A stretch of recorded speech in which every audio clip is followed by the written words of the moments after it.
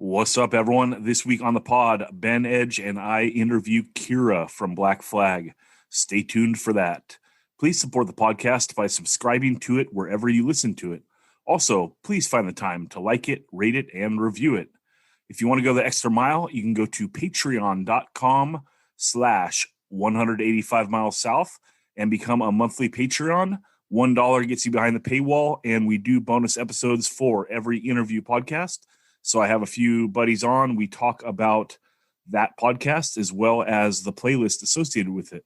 Speaking of the playlist, you can go to 185milessouth.com, and there is a playlist for every episode. Click that playlist link and check it out. And let's get on with the pod.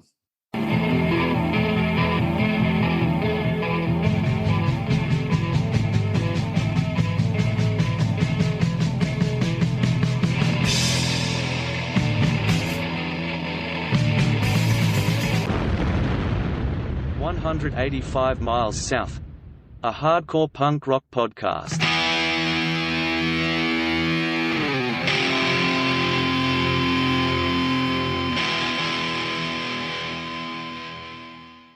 What's up, everyone? This week on the pod, we have Kira.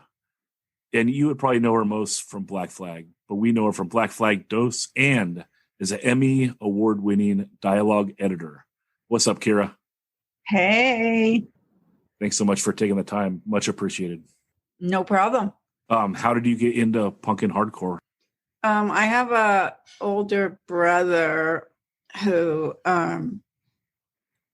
actually went to high school with a guy named Paul Beam, who eventually was the lead singer of a band called The Germs in LA. Darby Crash was his punk rock name. And so my brother and I went to see them at the Whiskey really early, 76, 77, something like that.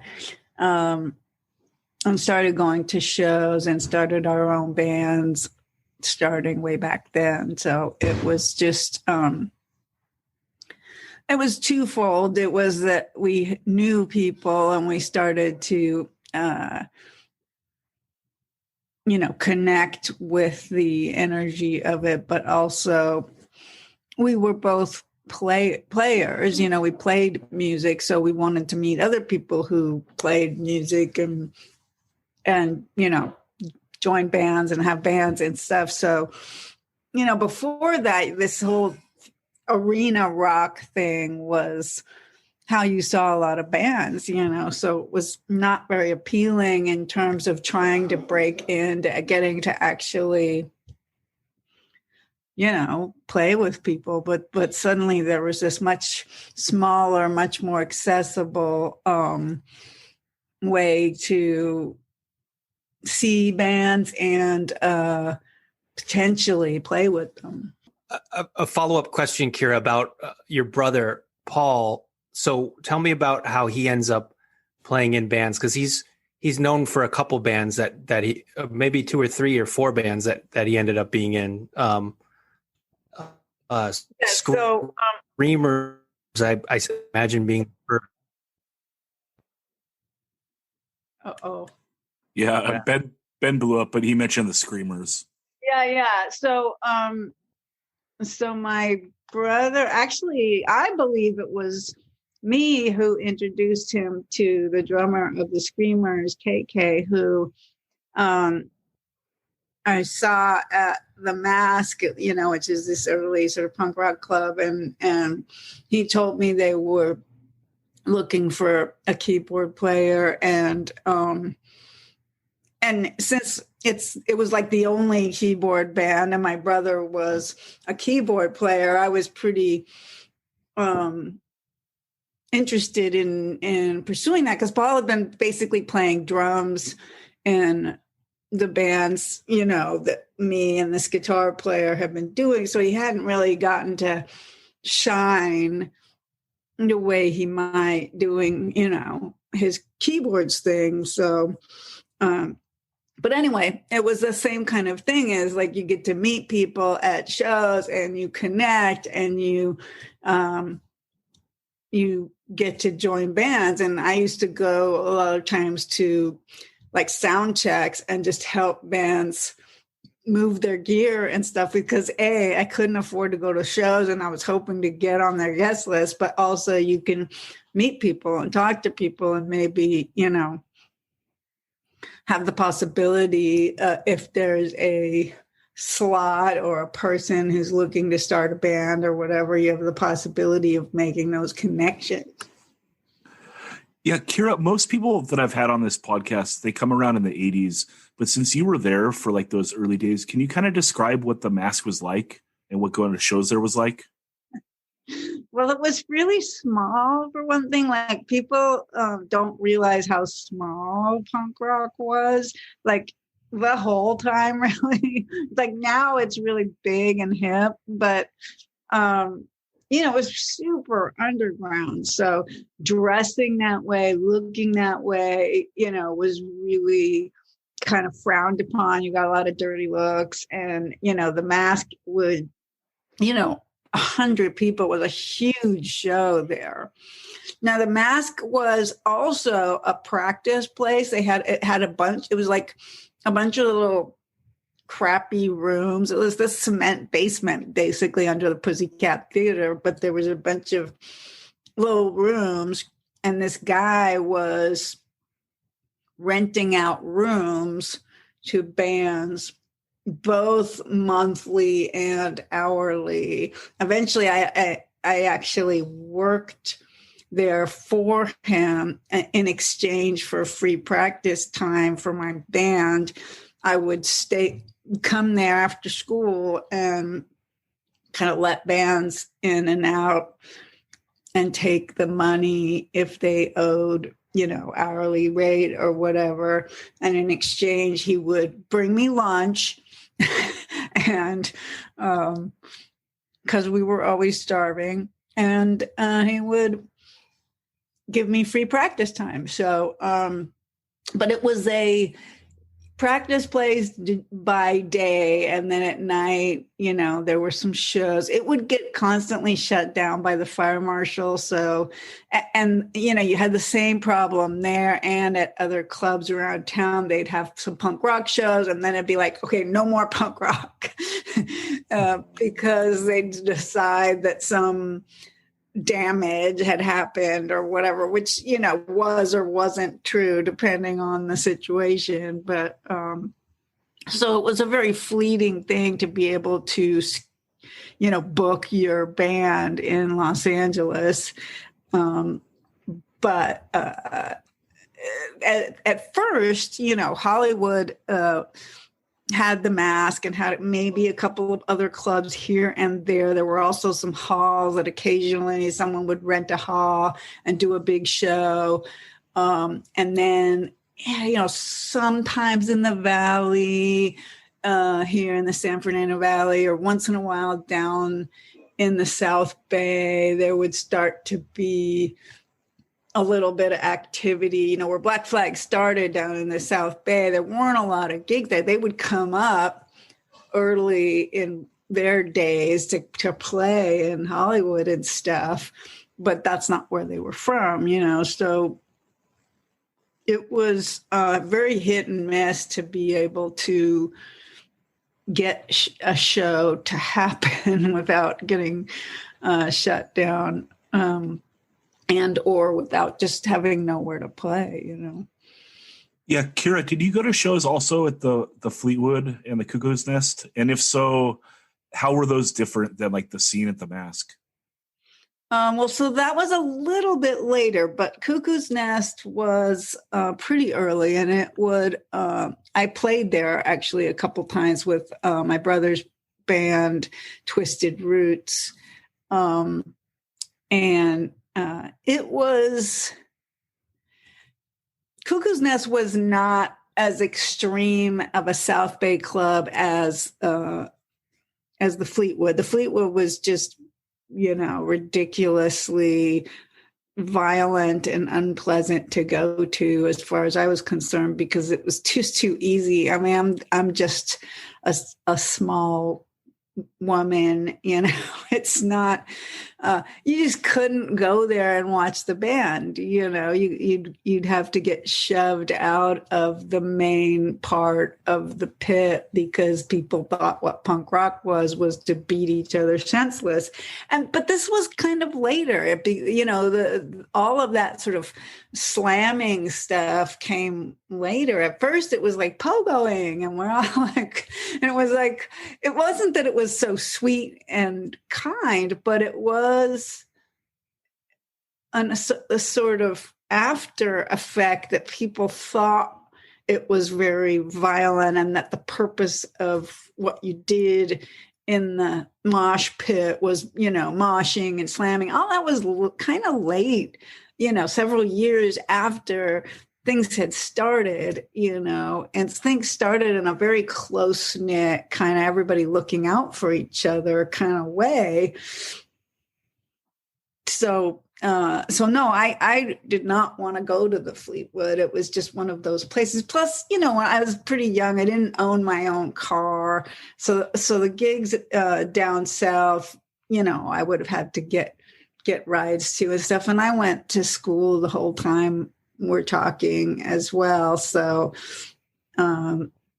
it wasn't always, it's not that I didn't plenty of time stay out late drinking, going to a punk rock show, and then go to high school in the morning. But if I went to the South Bay, that was going to be a lot more difficult challenge. Do you think, so you were a roadie for the Germs at one point?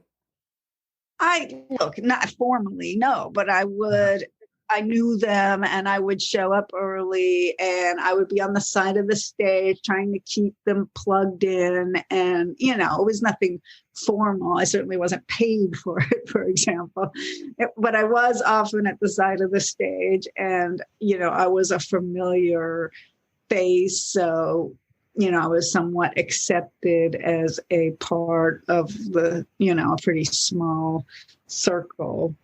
So what, tell us a little bit about what Darby Crash was like as a person.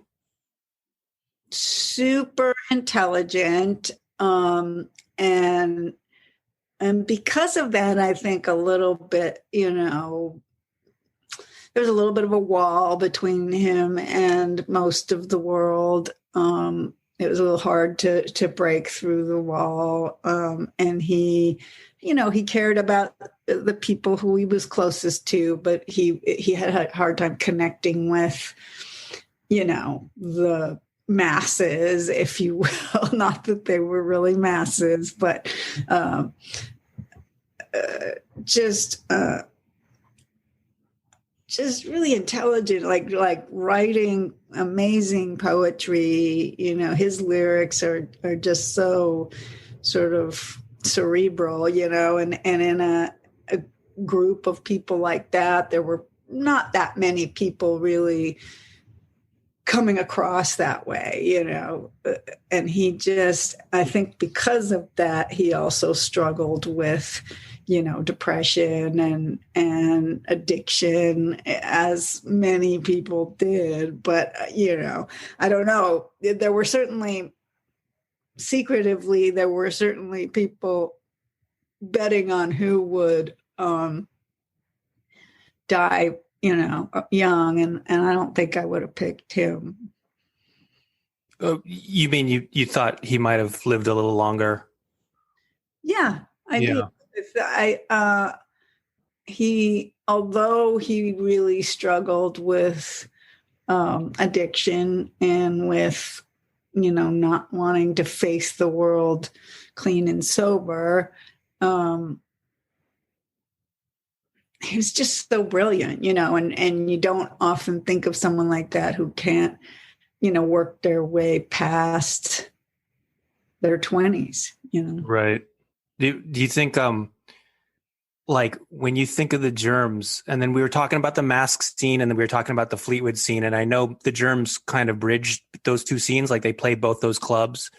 Do you think there was kind of a middle stage between the Mask punk thing happening and then the kind of South Bay, Orange County hardcore thing that was happening? Like, was there like a middle step between those two things, or did it just go from one to the other seamlessly? I mean, come on. The Germs may have played the Fleetwood once or twice, but they certainly, I mean, they were no more a Fleetwood band than they were a Hollywood band. You know, I think that, again, you have to remember that at the time, just being able to play a show was tricky. So if you could play the Fleetwood, you would play the Fleetwood. If you could play the Cuckoo's Nest, you would, you know what I mean? It's like there weren't so many gigs to be had, you know, but it wasn't, no, there weren't bridges and it wasn't particularly calculated. I always think it's weird when people talk about like hardcore and what's hardcore and what's punk rock. It's like at the time we weren't labeling ourselves like that, you know. Yeah. This is all afterwards trying to explain something and categorize something that was a little bit more organic than that, you know. Right. That makes sense. So tell us a little bit about Twisted Roots, because Twisted Roots doesn't get talked about a lot, and I know they're like, I don't know if they were if you guys were considered like a super group when you first came out, but if you think about it, it's like the guy from the Screamers, your brother, Pat Smear, just after the Germs break up, and Darby's still alive at this point, right? Yes. So no, because remember, I had not been in any big bands at that time, and the Screamers, although they were pretty big for LA, they didn't really tour, and they traveled a little bit. They went up north and they went to East Coast once, you know, I mean, and they didn't record any records. So in the big scheme of things, the Screamers were not, they were big in LA, like big means you could fill the Whiskey A Go-Go, you know, we could maybe get 500 people in one of the biggest cities in the country. Right. So the perspective is that, a super group, you know, eventually Pat is in a big band, but it isn't the Germs, right? Yeah. So Twisted Roots was was my brother's band, right? He wrote the songs. It had a little bit of a pop, if you want to categorize again, kind of sensibility song-wise, a little bit. But he sort of he handpicked me because I was his sister. But Pat, again, we go way back with Pat. He went to high school with Pat, you know, so that was not a difficult choice to reach to him for a guitar player. Maggie, I went to high school with and was in 12th grade with. So I introduced Maggie to Paul, and she wanted to be a singer, and her boyfriend, Emil, was the drummer. So it was, you know, a pretty close circle that originally got put together. Interestingly, also, the guy who decided to manage Twisted Roots, and we did have a manager, was this young kid who, you know, believed in himself enough to say, you know, I can do this. He got us headlining gigs at the Whiskey, which was pretty incredible, and eventually started Golden Voice, which is this huge company that still survives to this day, you know, a promotion, you know, putting on shows and stuff. So Paul just pulled together people from his life who were a good fit. And Twisted Roots had several incarnations. That was just the first. What was the Golden Voice guy's name? Rick Van Santen. He's no longer with us, but he was at the beginning of Golden Voice Promotions, which eventually, you know, put on all the shows, basically. Right. That's a great name. It just sounds like someone that's going to be successful. Rick Van Santen. It's awesome. He was an amazing guy.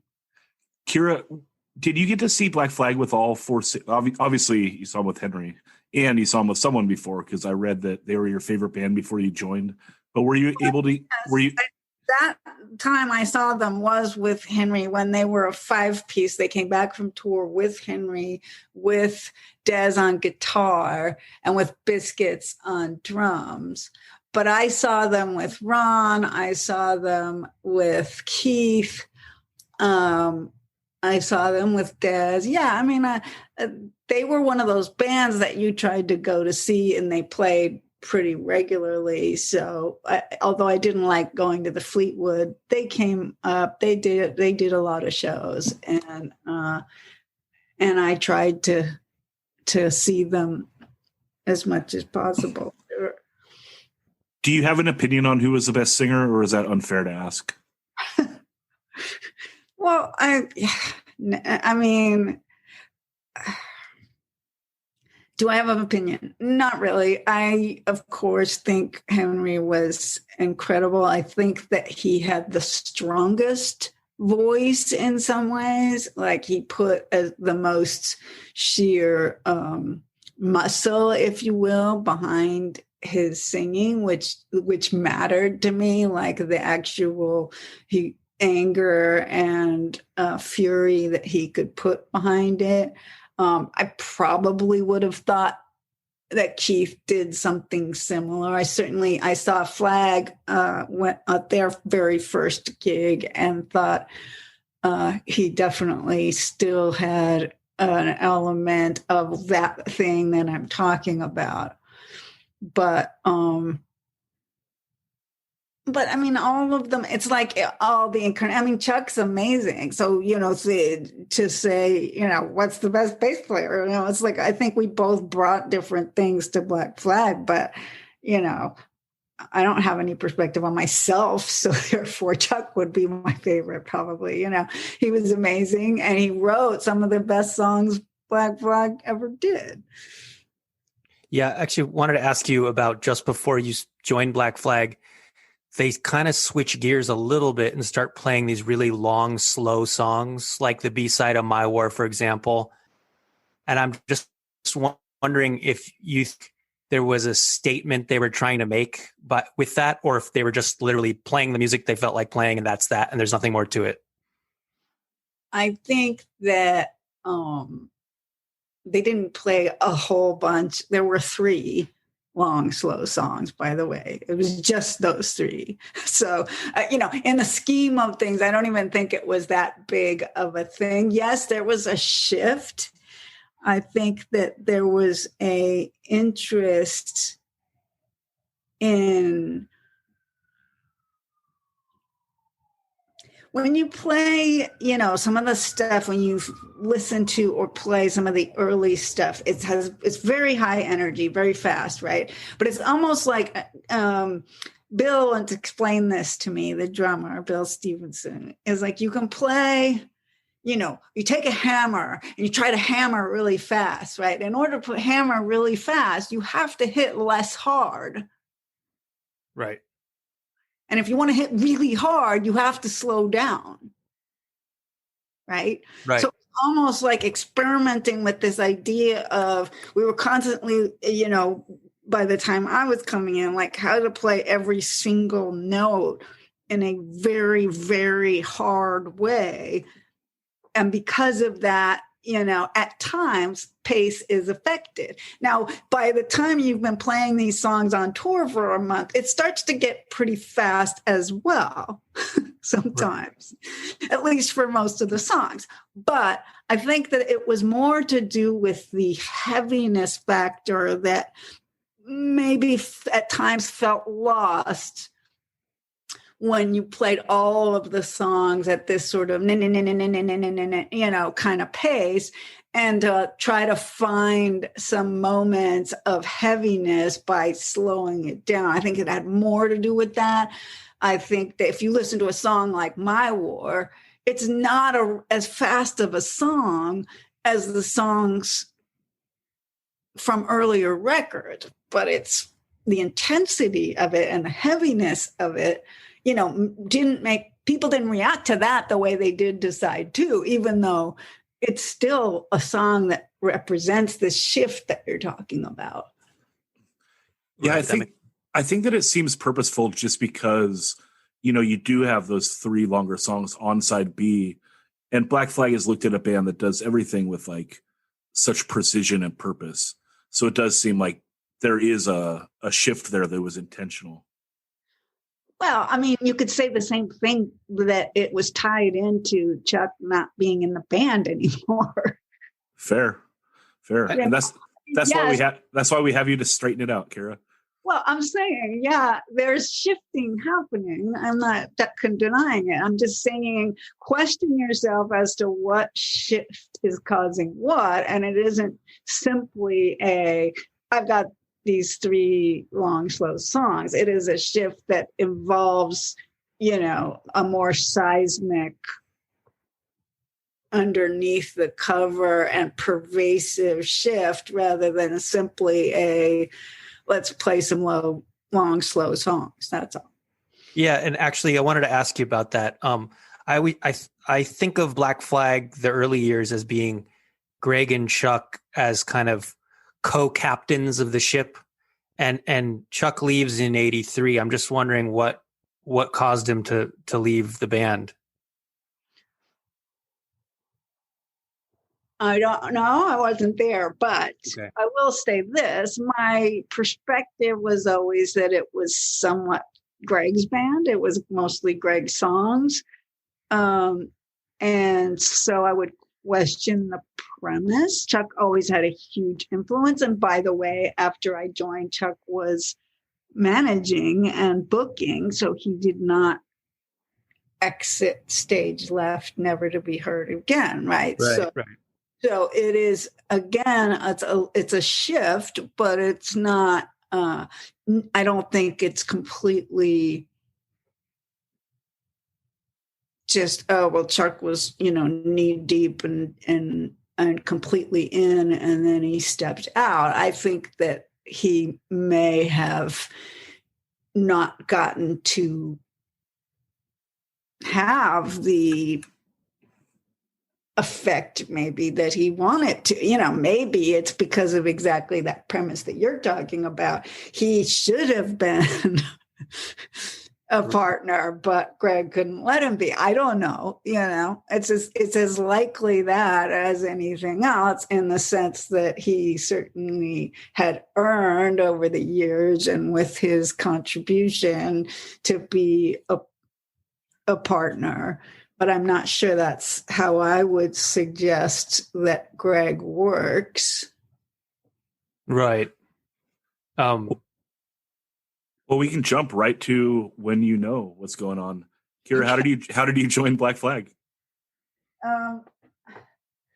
So like I said, they were my favorite band, and I did briefly date Henry, and I get a call from him in 1983, fall of 1983. I'm playing with Dez in a band called DC3, and I've just joined them like 3 months before. And we're practicing literally in Black Flag's practice place, right? And so I get a call from Henry going, so, do you want to try to play, maybe play with Greg and Bill? Chuck's going to be out of the band, and there's not going to be anything between us, though. I'm like, yeah, I get it. So, just stay after practice, because DC3 was practicing before Black Flag practice, right? So it was going to be easy enough for me to just stay and jam with them. Interestingly, when that happened, Greg and Bill didn't seem to know anything about that. Or at least that was the feeling I got, was that when I said, hey, do you guys want to jam now? They were surprised or hadn't really known or something. But we did. We jammed on some of the riffs that eventually became part of some instrumental songs on later records. And at the end of that jam, they asked me if I would join. I said I was going to UCLA, that I wanted to finish. I was 3 years into a 4-year degree, but that I was willing to take quarters off to tour and stuff, but I did want to complete my studies, and they agreed. So it was basically completed in that night. And what were you thinking at that point? Like, oh my God, I'm in Black Flag now. Like, was there ever a moment where you're just like, this can't be actually happening? Or was it more casual than that? No, it was definitely like, you get a combination of emotions. I was nervous because I knew, having, been around Henry and them enough, I knew the commitment that I was talking about, that it wasn't as simple as just any old band I was joining. And I was excited because they were one of my favorite, if not my favorite bands right at that time. So I pretty quickly, I think right then and there, decided I was going to get a Black Flag tattoo. I went and got one when Henry got one on the back of his neck. I got mine on my arm. At the same time, we went together and did that. So that was kind of, I almost had gotten one before. I sure as hell am going to get one now, And do you have a germs burn? No, never had a germs burn. I considered at one time getting a tattoo of a blue circle, but I never had a germs burn. I never let them come near me with the cigarette. I always thought that was kind of silly. I got it because my brother back in high school, Darby, the band Paul, had this like cult like following, so they had that kind of effect on people, but I am just not really that much of a follower. I'm a little bit of a nonconformist. So when everybody starts doing something, my brakes go on. Right. That's punk, it's being against the grain. Tell me about the first show you ever played with Black Flag. Tell me if I got this right. It happened in Torrance on December 29th, 1983. Does that sound right? December? Yeah, December. It happened before that? No, it could be. It was a party in a garage. I think I just got this from maybe I got it from Get in the Van, where they have the show list in the back of the book. Yeah, I could be. It was definitely in 1983. I thought it might be a little early. Look, my memory's terrible. I thought it might be a little earlier just because by spring we're on tour, and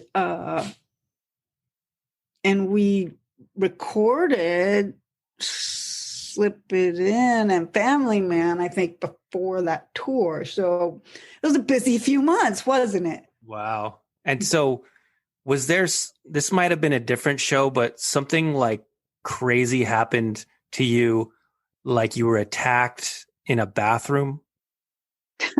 Only a couple times. Which one did you hear about? No. There was one that was later. There was one when we played an instrumental show in Long Beach, but we were playing basically like a more of a process of weeding out gig. So it would have been farther into 1984, and I was attacked in Long Beach bathroom. And yeah, my head smashed against the floor, and they grabbed my right hand and bent it back, and my right hand always really hurt. So it was bad. And it was 10 minutes before we went on, but I played anyway, yada, yada, yada. I'm so tired. Who did that? Like, who did this to you? It was an inside job, let's just say that. Do you think you could take her in a rematch now? Well, she got someone to do it. It wasn't her herself. Yeah, I know. I couldn't take her on. Yeah. I could take the person who got her to do it on. Well, that's fair. And Bill and Henry chased after her, and would have been sorry. She would have been sorry if they had caught her, because that they were, I mean, that's one thing. I mean, one of the cool things about Black Flag was that it was treated somewhat as a professional thing. So, we did a threat from outside was treated, as just that. And we had each other's backs, and I always felt that they'd have mine. And so it's disappointing when you find out that there were elements of it that was an inside job. But at the moment, they chased after her, and I know it would not have gone well for her if they had caught her, because nobody knew what had happened and why right then in that moment. Kira, people are going to kill me if I don't follow up on this and say, who was it that set it up? And you're okay to say, I'm not telling you. There was this really bad misunderstanding, and it was not related to any individual that was actually in the group, but rather a peripheral person who's really, gone off into obscurity now. But there was just a misunderstanding. I still don't know for sure what motivated, like whether this person eventually was confronted and had a story. And I just am not sure whether the story was even just a bunch of bullshit or for real. Do you know what I mean? And that's part of what makes me reticent to say, because I don't know whether I just didn't get fed a bunch of bullshit in order to try to smooth things over, or whether it was just the big misunderstanding that was claimed to be. So I know that's kind of chicken, but no, that's fair. What are your memories of your first time touring with Black Flag? So the My War tour, which was the record we were touring on in the spring of 1984, was the first tour. And we started out from Torrance area, South Bay, with a half school bus vehicle that was, converted into tour van, and drove out of Los Angeles. And gosh, we probably made it, 600 miles, and that thing broke down and burned up, and we all tumbled out of it. It didn't really fully burn, but everyone thought it was burning, and they left me in the shelf, which was high up and difficult to get out of. But we then didn't have a vehicle. So Chuck had to take his van and grab us and drive us to Oklahoma City to our next gig. And we rode basically in Chuck's van from all of the rest of the tour, which was when we had planned to have this much more spacious vehicle, to have a van with all of our gear and basically be, riding on top of it with us and our road crew and everything. It was pretty tight quarters. We never again had quite that tight of a setup. So that was one thing. It's just my first experience was, oh God, what have I got myself into? Because it was really the drives were really difficult. And then the gigs, I was having a lot of trouble, like I said, with my right hand. So,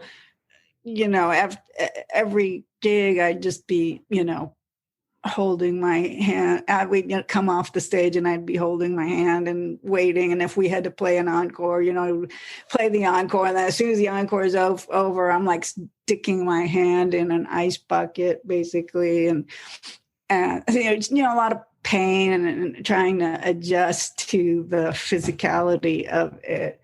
And then, so there's that sort of reality, drives, the physical pain of playing gigs. I was also having trouble with gear, speakers blowing out. It's just a lot of trying to get accustomed to something that, was so out of the sphere. You think, I've played a bunch of gigs by now, I've been playing since I was 16. I'm 23 now, I've been playing gigs the whole time, but it's not like it was before, Right. So I keep facing these new realities of difficulty. And then, the joy of the, 1 or 2 hours of being on stage, and then the misery of the other 22 hours, basically. Do you think being so stacked on top of each other in the van like that, did that bring you closer together, or did it make it more of a combustible situation? Well, I mean, there's a lot of just professionalism in terms of this is just, what we had to deal with at the time. And yeah, over the course of a couple of years, it gets, stuff can start to wear. But we did eventually get different arrangements. I mean, by the couple of tours from there, by the fall tour, we were traveling with a Ryder truck with the PA system, and Henry and the road crew would be in that. So that was offloading not only people, but all the gear. So now we're in a van basically with just people and maybe some clothes bags, So it didn't stay that way in terms of being, right on top of each other and uncomfortable and stuff. It has as much to do with how little sleep you're getting if the way the tour scheduled is you have a 600-mile drive and you can't go to sleep because you have to just pack up and drive after the gig to get to the next gig, Right. So there's sleeplessness certainly has as much effect on people all being warm and fuzzy with each other as anything else. Yeah, it seems like Black Flag was on a mission. There's just so much touring and so many records coming out that it almost seems like there was this overall goal of the band, although I don't know what that goal would be, to be the best, the biggest, the baddest, the hardest working. What was the vibe you got? Okay, so even before I joined, there was this, there was a hardworking element to it for sure. What happened record-wise, though, is there had been an injunction against the name Black Flag for 2 years because of Unicorn Records. And they finally got out from under that. So record-wise, we put out 7 records in the course of the 2 years I was in the band, just because we finally could start putting records out, and then you want to tour to support those records too. And basically, if you're not touring and selling merchandise, you're not selling records and you're not making any money. It's not like we have any other income generating here. We're a bunch of people, trying to just keep basically an office space with a practice pad going. But, people were living on, in Henry's living in the Gins shed, and I'm living on people's couches, and you know what I mean? It's like we don't have any money. So there's a strong motivation also to be out, trying to at least break even. Oh yeah, by the way, to get out from under that injunction, we had $100,000 worth of legal bills to pay because we had to have a lawyer work in court to get out from under that injunction. So, there were motivations. And that injunction related to Unicorn Records putting out the Black Flag Damaged record? Right, it was a 2-record contract, and then Unicorn basically didn't pay Black Flag for the first record, so they refused to do the second record. So they put an injunction on the name Black Flag. Oh, okay. And then Black Flag ended up putting out a record anyway. And then that was how. No, Okay. They didn't. They just had to get the injunction lifted, which took, a huge amount of legal battle to just prove that Unicorn Records had been in breach of contract and not the other way around. Black Flag wasn't in breach of contract for not making a record because Unicorn hadn't paid them for the first one. Right. What a nightmare. So you co-wrote a handful of songs when you were in Black Flag. What was that like, bringing songs that you wrote to the band? How did that work? I have a list of songs, and maybe it's not a complete list, but we'll get to that. What was it like writing songs for Black Flag? I really didn't. I mean, I'm given credit for the jams that we did together, but those were literally jams we did in practice. There's only 2 songs that I actually brought to Black Flag that had been Sexic songs, which was my all-girl band, and Henry wrote lyrics to basically the music of those 2 songs. And those became what as Black Flag songs? What were the names of those ones? Best One Yet was one of them. I'm the One, maybe? I'm the One. Okay. Yeah. There's another one, Out of This World. Do you remember that one? Oh, wait, no. I thought that was Bill. Could have been my music. It was Bill wrote the lyrics to one of these. Okay. I really like that song. A long time ago. Yeah. I'm sorry. I don't mean to minimize it. It's just that, a lot has happened since then. Understood. Yeah, Kira, you're remembering a lot. So I'm just saying, like in my life, I'm going to be 60 this year, okay? And Black Flag was like 2.25 years. So let's put it in perspective. No, for sure. It's an important period, and I have no regrets, and I'm not down on talking about it. But it is sometimes difficult to focus on the nitty-gritty details sometimes. Yeah, no, I know. But that's what Ben is here for. So we appreciate him for that. Right. What was the recording process like, recording with Black Flag compared to the previous bands you recorded with? Oh God.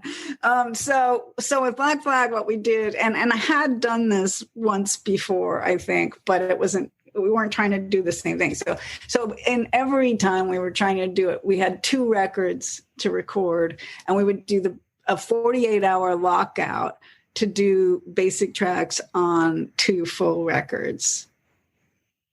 Jesus. So basically in a 48-hour lockout, you just play until you drop, and then you get up and you play until you drop. And it's like that until the 48 hours is over, and you have to somehow have gotten through all the material, right? And then Greg and Henry would do overdubs, and then mixing would happen. And during this whole time, of course, we're not on tour. So what's happening with my life? I'm at UCLA. Oh my God. So I'm inevitably have midterms or finals happening at the same time as the 48-hour lockout. Wow. So I'm studying when I can't move my hand anymore. It was a very intense time for me. I would get poured out of the van at UCLA for day 1 of the quarter. And like I said, when we would record, I would usually have studying to do. I always had studying to do. I was studying applied math. I was not studying English, So and I'm not a natural math person. So it was high intensity, life happening at the same time. But the net result is, you save a lot of money and money, again, like we were talking about, was tight. So we would do, like I said, the first one was Slip It In, Family Man, all the basic tracks in 48-hour lockout. That was my first experience with them. Wow. And then went on from there, Yeah. We did the minute flag. We did the process of weeding out. I can't even tell you which ones we combined, but we always combined. Yeah, Kira, as a follow-up on the math question, can you explain algebraic K-theory? I've never understood that. No, I'm just right. Ben, go ahead. Never even heard of that. I'm not a math person either. I wanted to ask you a question about something that you mentioned in that documentary, American Hardcore. You said that you felt a certain way about the Slip It In record cover, or maybe it was the song Slip It In, when maybe it was probably the record cover, when you did that song and that album comes out and it has the nun holding the guy's leg on the cover of it. Can you speak on that a little bit?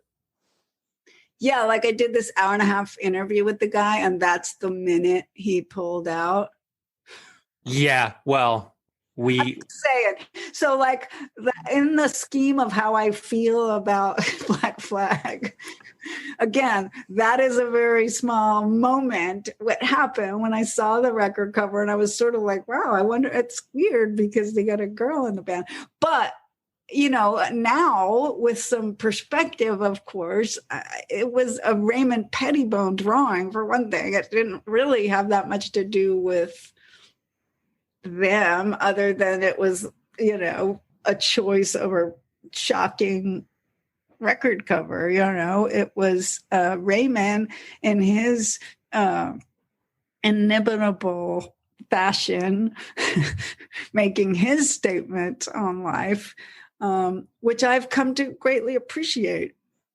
Right. But, like I said, I was a little disappointed when I saw American Hardcore because, he's free to use whatever he chooses to. But by pulling that out, it did sort of put my whole thinking process into a very narrow perspective.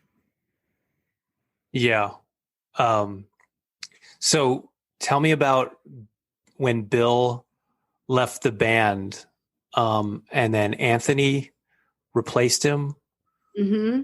Yeah, that was awesome. 2 weeks before the tour. Oh, Jesus. Great. My hands would never, if they weren't destroyed already, trying to whip that boy into shape in 2 weeks was really brutal.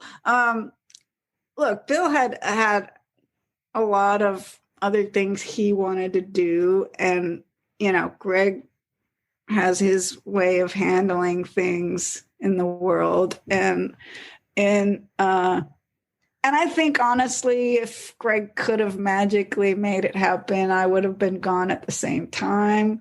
But he had a tour starting in 2 weeks, so he did it that way and had put me to work getting Anthony through that tour, and I really feel like I had to carry a very heavy load. The difference between Bill and Anthony when he started, especially, that thing we were talking about with the hammer and the heaviness and everything. Well, Anthony didn't know that, didn't get that. So you're trying to this poor boy to, and I don't mean boy in a negative way, really. I'm just saying you're trying to teach this young man to heavy up, slow down, heavy up, and he would just start taking off like and it was like holding back, this constant tug of war trying to keep him dug in, because energy can replace how much this hurts, right? So, and look, the drums and the bass guitar are the ones who are rocking the pain in this equation, Yeah, that's important. So So yeah, that transition was a really difficult one. And Anthony, once the 4-month tour had gotten halfway through, he started to be a more solid guy. He's still always, to my mind, the high energy songs were more up his alley than the heavy duty ones, but he definitely brought that energy to the table.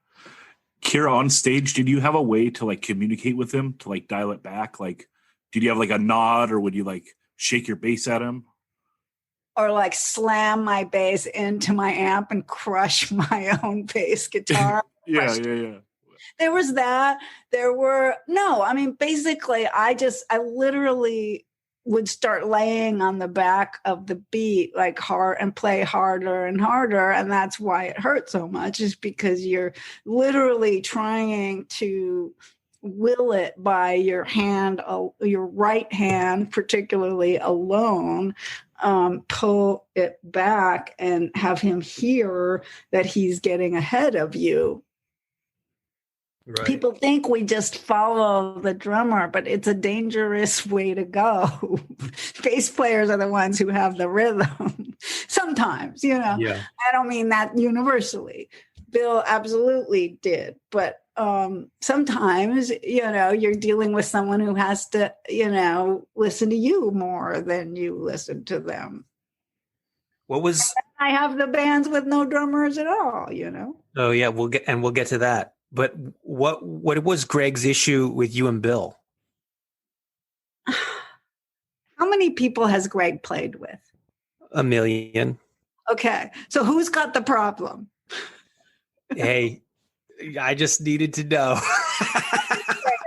We all had a problem. For as far as I know, Greg had a problem with everybody to a certain extent. And I'm not trying to exaggerate that. I'm just saying any given time it was, Bill wanting to do other projects, or it was,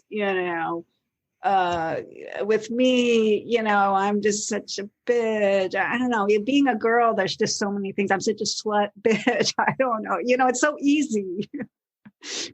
I don't get enough sleep. I got too much attention. I don't know. I remember on the 1985 tour, they said they wanted me to dress up in lace and stuff. So I dressed up more. So I got more attention. It might have been that. I don't know. All I know is that people kept, coming and going. Chuck and I had very different styles. So I sensed that there might have been an interest in changing styles like we talked about earlier, but I love Chuck. I can't imagine it. So, we're all trying to basically read the mind of a man who just always is, got a bee in his bonnet about somebody, and thinks he can tinker it and change it and it'll get better. And, and then, so now 30 years later, you have people voting on who their favorite singer is. How absurd. Yeah. It's a great topic, though. Because they're all so good. I mean, in my opinion. Why. Yeah. That's why. Yeah. Okay. So he just kept tinkering and trying to make it best. And so that's where we are. I want to talk about, you mentioned, Greg calling you names and wanting you to dress up a certain way. Like I heard an interview recently with, the photographer Alison Braun. Wait. I didn't say Greg wanted me to dress. I'm sorry. Who was it? No. I mean, we did this photo shoot when Anthony first joined the band, and we were about to go on this 4-month tour. And it was actually, I think, Henry who said, "Gee, it'd be fun it'd be kind of cool if you dressed up for the whole tour." And I said, "Look, if I just had a couple $100, I could do it." And so they gave me the money. And me and my sister-in-law came up with a whole look, and we dyed my hair purple, and I wore heels. And I looked totally different. I went from being a tomboy to being all girly girl and in lace. It was a game, but it was not Greg's doing or anybody's particular doing. It was sort of a game more. But I did get a lot more attention. Right. Yeah, because All I right, was. photographer, Allison Braun. Yeah. Anyway, she just talked about trying to photograph Black Flag at a show when she was 15, and one of the roadies singling her out and lunging at her and really kind of giving her a hard time physically. And I'm just wondering if there was if that was a common thing in the Black Flag camp, that some people were treated differently because of, who they were, or if women were treated differently than men. If you felt any of that. I think that early on there's a bit of that, and there certainly was a lot of joking, what we call these days locker room talk, Yeah. But I would say that and there was a roadie who sort of enjoyed I didn't guess that he would actually be physical about it. I guess that he would say inappropriate things, especially now looking back, would be thought of as pretty inappropriate things. But also, when you are a young gal, I did this too. I was a young gal at very big punk rock shows that got pretty unruly. It was easy to feel like you were being threatened by the physicality of it and the individual men. I mean, I felt unsafe a lot of times, and I could name names of men that made me feel unsafe. So if she felt like that, I certainly wouldn't question it. It's too bad. I feel badly about that. I'd certainly, if I had seen someone specifically treating a young girl physically badly, I would have stepped in. But I'm guessing it was before I was in the band. It was. I think it's more like 81, somewhere around there. Guessing that because of that this roadie I'm thinking of may have been involved, and he retired for good reason, and he's now a happily married man with kids, of course. Right? Yeah. Kira, why do you leave Black Flag? Excuse me? Why do you leave Black Flag, and how do you remember that coming about? I was told to leave. Okay. What do you remember about that conversation? Okay, so it's literally 2 days after the end of the 1985 tour. I come down to pick up my bass or something, some set of stuff from the office. And Chuck says he wants to talk to me, and he takes me over to this coffee shop right over there. And he says, those guys don't want to play with you anymore. And he offers me a sum of money to buy out my existence. And I say no, and I suggested a counteroffer, which he said no. And then I packed up a little more than I had been planning to take, and I left. Wow. But I knew, don't get me wrong, I knew. I was actually crying a little bit at the last gig because I knew it was my last gig. So I'm not saying I didn't know. I had known really for a couple of weeks that there was a tour being planned that was during my next and last quarter at UCLA. So I knew. What do you remember about your last show? It was in San Diego. That's about all. And I was sad.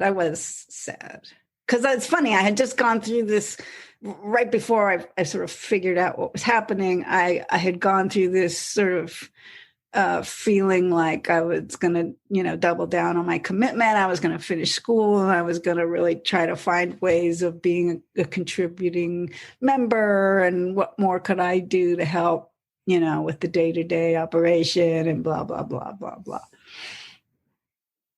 Yeah. It almost seems like being in Black Flag wasn't pleasant. And Black Flag wasn't making a lot of money. So there must have been some sort of like something that kept everyone going. Like you're fighting a war or something. I don't know. It just seems like a really dark vibe with that band. Most of us in the punk rock scene felt that, the dark vibe was everywhere. It was the 1980s. Ronald Reagan was president. Yeah. I mean, you got to put yourself in the times. It's a dark time, and my options are limited. Yeah. Okay. So I'm going to finish school. I'm going to have this degree. And so I can go get a straight job, or right. What? How am I going to make a living? I'm going to get a straight job. Or, this seemed like it was a way to make, not a great living, but I might be able to bump along for a while, and maybe something more would happen with it. Maybe more money would come out of it, or maybe there'd be another band someday. But no, it's weird. Nobody ever offered me another big band contract. Yeah. Well, but there is something interesting you do around this time is you start writing lyrics for the Minutemen and then Firehose shortly after that. How did that come about? Well, on the 85 tour, the first week, Minutemen were opening up for us, and I spent some time hanging out with Mike and getting to know him a little better. And I had always written poetry, truth be told. It was just that nobody, including myself, was really driven to write music to that. And he expressed interest in it. So I sent him some poems and he turned them into songs. I mean, the effort and impetus was all on his end. I just, I had always written poetry. He just actually liked what he read and decided to try to turn it into stuff, Right. And it turned out he got emotionally invested, the silly man. Oh, emotionally invested with you because you ended up marrying him, right? Yeah, I mean, okay. I'm saying that if looking at that exact thing, if he and I had not gotten emotionally involved, he may never have written those songs to my lyrics, is what I'm saying. Right. That wasn't a artistic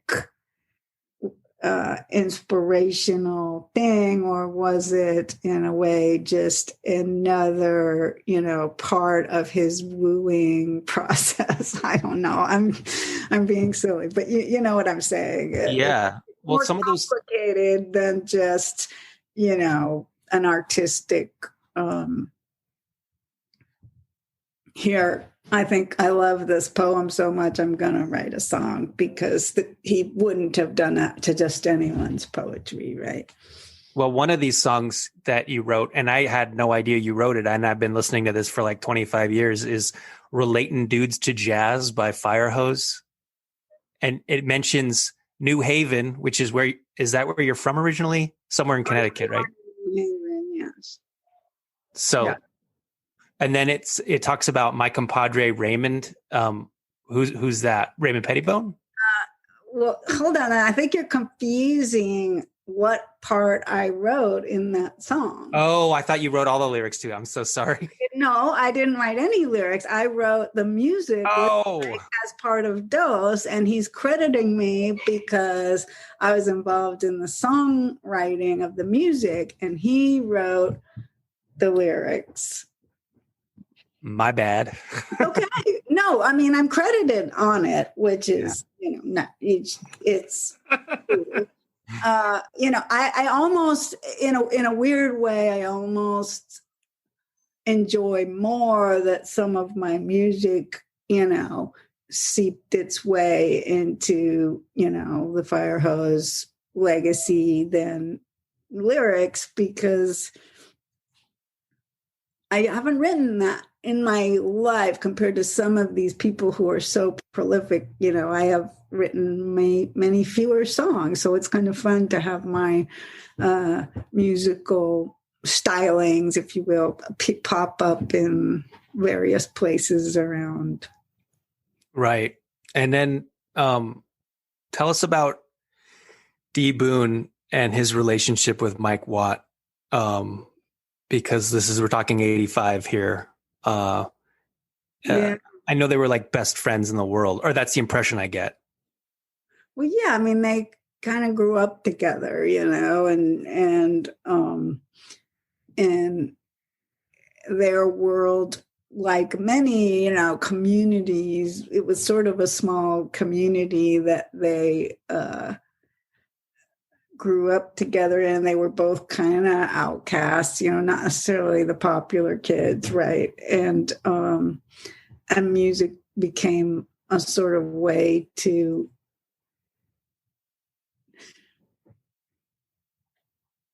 find footing in this weird world they were in, and so yeah, they were best friends, but it was also became a very grown up sort of partnership, right? They became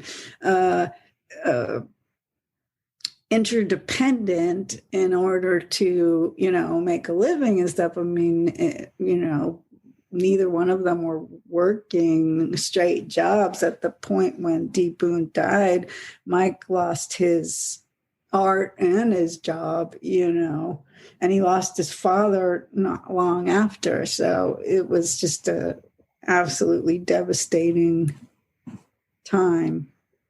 Right. And Kira, Dos kind of starts out of the ashes of that situation. Is that correct?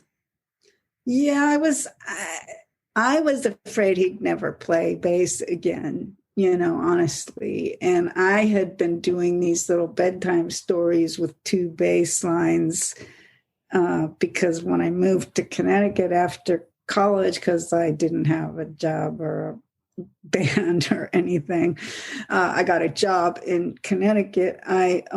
I was afraid my nephews, who were very young, would forget me, so I would do these bedtime stories and overdub basses on them. So because I had all of this going on, I started just coming over to Mike's house with the bass and saying, let's noodle around on this. We noodled around on a couple of those. We did some jams, just trying to really come over and have him pick up the bass, because he literally didn't want to do anything or go anywhere. He didn't attend any memorial, which is somewhat of a philosophy of his. He didn't go to any of the memorials of anyone that I know of. But anyway, at the time, it was just simply showing up with my bass and trying to get him to play, and not with the idea. I was actually kind of surprised that he suddenly was doing Fire Hose,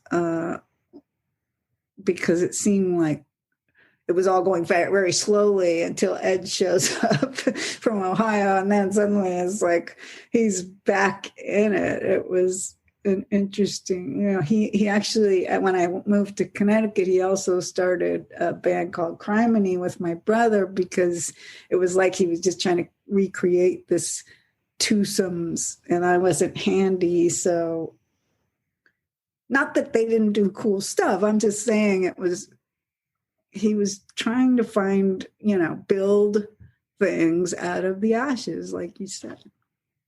Yeah. And tell me if this is right, the whole Ed Crawford story. He's like the biggest Minutemen fan in the world. and D Boon is gone, and he just decides I'm going to drive from Ohio to San Pedro, California, and ring on Mike Watt's doorbell unannounced and decide and just say, I'm going to start a band with you. Is that really how it went down? As far as I know, I mean, that's the story that they tell. I wasn't there. Okay. It just seems like, wow, that actually happened. I mean, it happened very fast. And Mike certainly didn't go on a quest to find the right guitar player to start some band. So I do think that Ed was the impetus in terms of offering up the guitar player for this new trio. Right. Kira, how do you become a dialogue editor, and what does a dialogue editor do? So how do you become look, I was working in computers. I studied computers at school and eventually got a job as a computer programmer, basically. And I wasn't particularly happy working in the corporate world, although I was relatively successful at it. And then my brother was composing music for this student film for this guy who was at USC Film School, and they had me come in and record bass for it. And this guy was doing sound on this little student film. And so I got to know him, and I got to know this idea of, doing quote unquote post-production sound on movies and stuff. So that was my first introduction to that. And I basically begged him to let me come work for his tiny little sound company, because I thought, I have the computer skills, which is one side of it, and I have the musical ear, or, I've had a good ear on the other side of it. This would be a good job for me. And I could get out of the rat race of working in the corporate world. And I took a huge cut in pay and went to work for the guy and started just answering phones and running errands and stuff. And then what I found out was that boys like to do sound effects and explosions and cars and guns and stuff, but dialogue tends to be a female heavy thing, because it's particularly detail oriented and frustrating. And so the work in dialogue editing is basically like you are handed, if you think about what they record on set, right? They record a bunch of different scenes and takes. And then what they do is they go into picture editorial and they chop them all up and create a scene or a TV show or whatever, right? They put together a scene with various scenes and takes. And it sounds like all these different little pieces that they plug together. So it's sort of Frankenstein together into a scene. And then what a dialogue editor does is it takes this, sort of Frankenstein together scene and smooths it all out. And basically, I think of it as solving however many millions of problems I can solve before I run out of time. Right. And if I have to, I can record ADR to replace sort of unusable dialogue. I also record loop group, which is the people in the backgrounds who are not talking on set, right? They look like they're talking, but that's all recorded after the fact in the studio.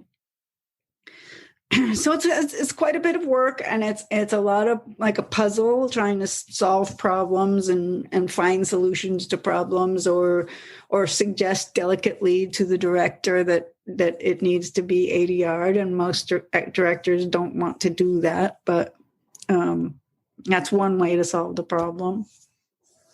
Yeah, and we should mention for the people listening that you did win a primetime Emmy for outstanding sound editing for a series, and that was for Game of Thrones in 2012. I actually have two of those. I have one for John Adams, which is another HBO a miniseries. How does that feel to get like an accolade like that? It's pretty cool. It's for the whole team. But you go up on the stage and they announce the team, and the supervisor takes the award and stands there. And then you go back and they hand everybody an award. It was pretty amazing the first time, because I didn't know that everyone would get one, whereas in Oscars, if you're on a team with the Oscars, only the supervisor gets one, because I have been on part of a team, but only the supervisors got the hardware, so I just got thanked. But so it feels great. I mean, those award shows are the award programs, and the dinners associated and stuff are nightmares. They're ridiculously long, and just like you'd expect these award things to be, way too long, and too much time of not fun things happening. But going home with the hardware is a really fun part of the evening. What was the Oscar for? Oh, it was a Mad Max Fury Road. Oh, yeah. Yeah, that's insane. Great experience. I went to Sydney for 6 weeks, came home for 2, went back for 6 to work with the director on dialogue, and mostly ADR on that. So it was a ton of work. It was really challenging, but really proud of it too. Yeah, I saw that you did the audio for Shark Attack 2. Did you ever see Shark Attack 3? Because that's a crazy one. The Megalodon. Dude, I worked on so many back in the day, and not everybody remembers this, but when Blockbuster Video was a thing, right? There were all these ones where there was just one video, like Shark Attack 2, right? Like the big movies would have like a whole wall of them so that everybody could rent one. But the little movies, the little independent ones, there'd be like one copy. And when I first started, those were the movies that I was working on. So, it's kind of amazing now to be working on movies that, I mean, we were nominated for Joker for Academy Award too, so it's kind of amazing to actually work on teams where, you're on the wall of the Blockbuster Video, not just the single one. That's super cool. Ben, do you have anything else? I wanted to ask about Uni High. So you went there freshman, sophomore. No, it's just 10th grade. Just 10th grade. My brother, like I said, went there ahead of me with Darby and Pat, and then I was still in junior high at that time. And then I went to 10th grade there before we moved to Van Nuys in the Valley, which is when punk rock was really getting going, was when I got in 11th grade and we were in the Valley, because we could have a house with a garage and have band practice and all of that. But in Uni High, there was this special school called IPS, where they had like TM teachers, like transcendental meditation teachers, and you could it was like a school within a school. It was all very foo-foo and meditation, and phys ed was like Tai Chi. And that was Pat and Darby and your brother? Well, no, they did it ahead of me, but I also went to this. Right. Oh, okay. Within a school at 10th grade. It was just not the same time as them. So, it was a West Side. You have to understand it's sort of the geography of LA, right? The West Side is sort of the more upper crust of it all. And they have, things like that school within a school, the sort of, nowadays, I guess those people would go to private school. I don't know. But at that time, those were the fancy pants elements within the school. And, then I go to Van Nuys and it's like, they don't have an Algebra 2 teacher, Wow. Because I know Wasted Youth went to Uni High, but that I think might have been a little bit after you. graduate. Yeah, probably. Everybody was after me.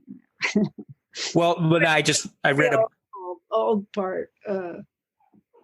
But just funny because really not. When I first was in punk rock, there were a bunch of old fuddy-duddies, and it's like I'm not part of the really first wave when it comes to the age. I was one of the young kids, but the Wasted Youth kids were part of the second wave of punk rock. So they were kids then, so it makes sense that they would be. Yeah. Totally. And when I say second wave, I just mean like 3 years later. I don't mean like a generation or anything. Well, in punk rock time, 3 years is a generation. That's right. Exactly. Yeah. Awesome. Yeah. Thanks so much for letting us ask you all these inane questions about University of High School and Black Flag and all that. No problem. Yeah, Kira, you've been so generous with your time. It is much appreciated. Do you feel like you've been well represented on this? I guess I just want to be fully complete. We have to at least say something about the band I was in for 30 years. All right, let's do it. My band with Mike Watt, which has several records out, and it's just I've learned. And the reason I bring it up is just because my bass playing and who I am as a bass player and a songwriter has been so greatly influenced by the difficulties and challenges of writing for a 2-bass band and playing with another bass player and figuring out how to intertwine 2 basses and make it not even so much make it interesting, but like learn how to leave holes for each other and learn how to not just play all on top of each other and stuff. It's just made me so much better bass player. Now when I sit down and sometimes I just write a bass line for someone, like doing like a virtual band, they'll send me a song and say, will you play bass on this? Well, I've learned so much about how to do something just a little more interesting because I'm not just playing the obvious rock bass line. And that's all because of Dose, and it's all because of Mike Watt and me doing what I call bass wars. So I just want to shout out to Dose and to Mike. And I also have my other 2-bass band, Awkward, with Devin Hoff, who is a stand-up bass player. And we also do bass wars. And we have a Bandcamp page. So if you ever want to check out Awkward, we're doing some more stuff. And it's just another, like I said, straight rock is all fine and dandy, but find a way to do something that's off the beaten path. I think Dose is very punk rock because there's nothing like it. And in that way, that's what I've been challenging myself, is find new ways of doing new music. I don't believe that the only good music is old music. There's new music happening all the time. That's probably really cool. You just haven't gone out and found it. All right. Well, we'll be sure to link up Awkward in the show notes so everyone can check out the Bandcamp. And yeah, Kira, thanks so much. Much appreciated. You're welcome. And thanks, Ben. And thanks, Zach. And thanks for having me. And go team.